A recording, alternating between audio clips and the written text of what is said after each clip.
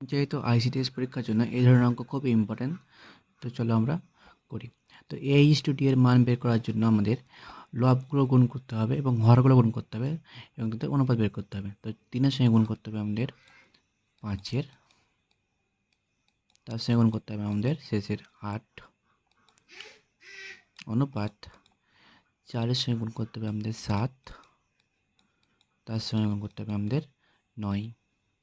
তো কাটি, 3 তিরিকে 9 আর 4 একে 4, 4 দুগুণে 8। তো এদিকে থাকবে আমাদের 5 দুগুণে 10, এদিকে থাকবে আমাদের 3 7 21।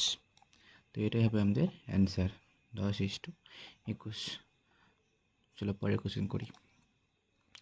দেখো এই ধরনের অঙ্ক করার জন্য আমাদের সিম্পলি এম সমান 3 এবং এন সমান 2 ধরতে হবে। আমরা এটা পুট করবো, তাহলে বলো এম সমান 2 এবং এম সমান 3 এবং এন সমান 2। তো 4-এর সঙ্গে 3, 3 4 12 আর 10 কত হবে 22, অনুপাত 3 4 12, তার থেকে 10 বাদ মানে 2। এটাই হবে আমাদের অ্যান্সার। তো হবে আমাদের অ্যান্সার হবে 11:1। তো অ্যান্সার হবে আমাদের অপশান সি, এইটা। চলো পরের কোশ্চেন করা যাক। দেখো এই ধরনের অঙ্ক করার জন্য x/y এর মান বের করতে হবে। তো আমরা ক্রস মাল্টিপ্লিকেশন করতে পারি আমরা, তো তাই করি আমরা। তাহলে 2x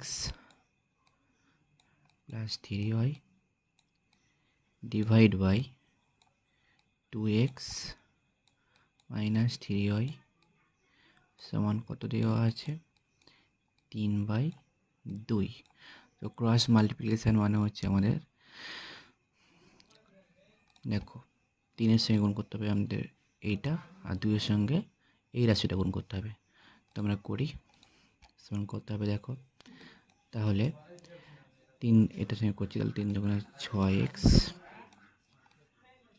- 3 তিরিকে 9y সমান এদিকে হবে আমাদের, এবারে কোনাকুনি গুণ করতে হবে আমাদের 4x প্লাস 3 দুগুণে 6y।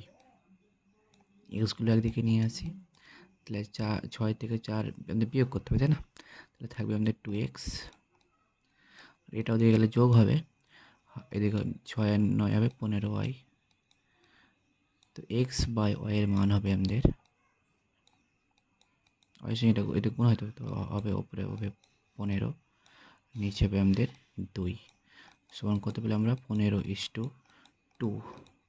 তো অ্যান্সার হবে আমাদের এটাও সি। চলো তারপরের কোশ্চেন করা যাক। তো দেখো 7:11 এর উভয় পদের সঙ্গে কোন সংখ্যা যোগ করলে নতুন অনুপাত এরকম হবে? তাহলে আমাদের ধরে নিলাম যে এক্স যোগ করতে হবে। তাহলে কী করতে হবে আমাদের, 7/11 আছে, উভয় পদের সঙ্গে ধরলাম যে এক্স যোগ করবো, তাহলে এক্স যোগ করলাম, নিচেও আমরা এক্স যোগ করলাম। তাহলে এখন এই অনুপাতটা হয়ে যাবে 3/4। আমাদের এখান থেকে এক্সের মান বের করতে হবে। তো আবার সে ক্রস মাল্টিপ্লিকেশন করবো আমরা। তো এইটার সঙ্গে এইটা, এটার সঙ্গে এটা, এটার সঙ্গে এটা করলে হবে 4 7 28 প্লাস 4x সমান হবে এদিকে 33 প্লাস 3x। এক্স এদিকে আনলে 4x থেকে 3x বাদ দিলে হবে শুধু x সমান হবে 33 থেকে 28 বাদ দিলে হবে আপনাদের 5। তাহলে x এর মান পেয়ে গেলাম আমরা 5। তো উভয় পদের সঙ্গে আমাদের 5 যোগ করতে হবে, অ্যান্সার হবে আমাদের ডি। চলো তারপরে কোশ্চেন। দেখো এর মধ্য সমানুপাতি কত? তো মধ্য সমানুপাতি বের করার জন্য আমাদের রুট ওভার আমাদের এটা রুট করতে হবে, ঠিক আছে? তো মধ্য সমানুপাতি হবে সমান হবে রুট ওভার 8 গুণিত 18। আমরা যদি এটা ভাঙি 2³ প্লাস 2 ইন্টু 3²। তো আমাদের হবে 4 হবে আর একটা 3, তো 3 4 হবে আমাদের 12 অ্যান্সার হবে। তো অ্যান্সার হবে আমাদের অপশান বি, ঠিক আছে? চলো পরের কোয়েশ্চেন। আচ্ছা বলছে এটা সমানুপাতি হলে x সমান কত হবে? সমানুপাতি বলছে, তাহলে সমানুপাতি যদি হয় তাহলে আমরা প্রথম পদের সঙ্গে একদম শেষ পদ গুণ করব। 1/4 এর সঙ্গে গুণ করব আমরা 1/x, এই গুণফলটা হবে দ্বিতীয় পদ এবং তৃতীয় পদের গুণফলের সঙ্গে সমান। তাহলে 1/6 তার সঙ্গে গুণ করতে হবে 1/8। তো আমরা এটা কেটে দিই, 4 দুগুণে 8, তাহলে x এর মান হবে আমাদের 6 দুগুণে 12।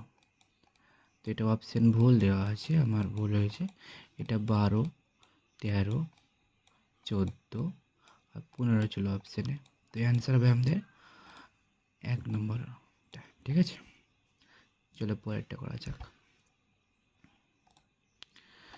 আচ্ছা, এটা এখানে ছিল a স্কোয়ার, সরি,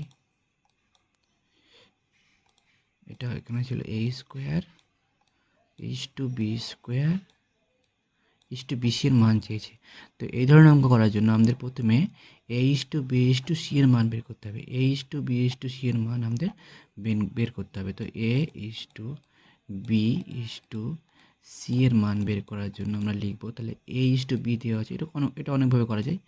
2/3 আছে, তারপরে আছে আমাদের নিচে লিখতে হবে আমাদের, হ্যাঁ, 4/5। তো সিম্পলি আমাদের এটা গুণ করতে হবে, এটার সঙ্গে এইটা, এটার সঙ্গে এইটা, এটার সঙ্গে এইটা। তো গুণ করি, 2 এর সঙ্গে 4 8, 3 এর সঙ্গে 4 12, 3 এর সঙ্গে গুণ করতে আমাদের 5 3 5 15। তো এটাই হচ্ছে আমাদের অনুপাত। ঠিক আছে, তাহলে এবার কি চাইছি? a স্কোয়ার, হ্যাঁ, এবার চেয়েছে a স্কোয়ার, b স্কোয়ার এবং bc-র অনুপাত চেয়েছে। তাহলে করি আমরা a স্কোয়ারের অনুপাত, a স্কোয়ার এর মান তো 8, তাহলে করি আমরা a স্কোয়ার অনুপাত b স্কোয়ার অনুপাত bc এর মান কত হবে? তো আমরা সিম্পলি a এর মান 8, b এর মান আগে যেমন করলাম, b এর মান 12 এবং c এর মান 15 পুট করব। তো a এর স্কোয়ার মানে 8 এর স্কোয়ার কত হবে? 8 8 64 অনুপাত b এর স্কোয়ার মানে 12 এর স্কোয়ার হবে 144 অনুপাত bc। আচ্ছা, এটার সঙ্গে এটা যদি গুণ করা হয় 12 সঙ্গে 15, তো হবে আমাদের 180। তো আমরা 4 দিয়ে কাটি, ঠিক আছে, হ্যাঁ 4 দিয়ে কাটি, তাহলে 4 16 64, এটা যদি কাটি আমরা 3 4 12, 3 4 12 আর 4 6 24, এটা যদি কাটি আমরা 4 4 16, 4 5 20। তো এটাই হবে আমাদের অ্যান্সার। তো অ্যান্সার হবে আমাদের অপশান বি। চলো নেক্সট করা যাক। আজকে শেষ প্রশ্ন, দুটো সংখ্যার যোগফল 40 এবং বিয়োগফল 4 হলে সংখ্যা দুটোর অনুপাত কত হবে? তো সংখ্যা দুটো প্রথমে আমরা বের করি। সংখ্যা দুটো বের করার একটা ফর্মুলা আছে, তোমরা সেটা ইউজ করতে পারো, কিংবা এক্স আর ওয়াই ধরে করতে পারো। তো যেটা বড় সংখ্যা হবে সেটা হবে যোগফলের সঙ্গে বিয়োগফল যোগ করে 2 দিয়ে যদি ভাগ করি তো বড় সংখ্যাটা পাবো। তো এটা হবে আমাদের 22। ছোটো সংখ্যাটা হবে যোগফলের সঙ্গে বিয়োগফল যদি আমরা বিয়োগ করি, নিয়ে যদি 2 দিয়ে ভাগ করি তো এটা হবে 36-এর অর্ধেক হবে 18।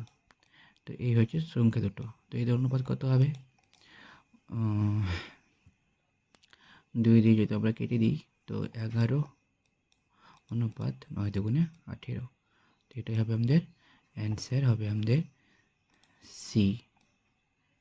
ঠিক আছে, এই ফর্মুলা যদি মনে রাখতে না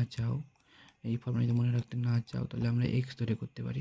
দুটো সংখ্যার যোগফল বলছে 40, তাহলে সংখ্যা ধরে ধরে নিলাম একটা এক্স একটা হয়, তাহলে যোগফল 40, তাহলে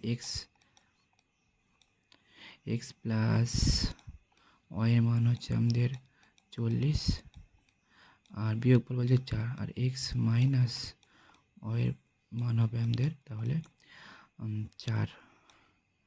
ঠিক আছে, তো এখানে এক্স এর মান বের করি আমরা, তাহলে এটা যদি যোগ করি দুটোকে তাহলে কেটে যাবে এটা, তাহলে 2x এর মান হবে আমাদের 44 যোগ করলে, তাহলে x এর মান হবে আমাদের অবশ্যই 22 এবার এই এক্স এর মান যে কোনো সমীকরণে বসিয়ে দাও। আমরা 1 নম্বর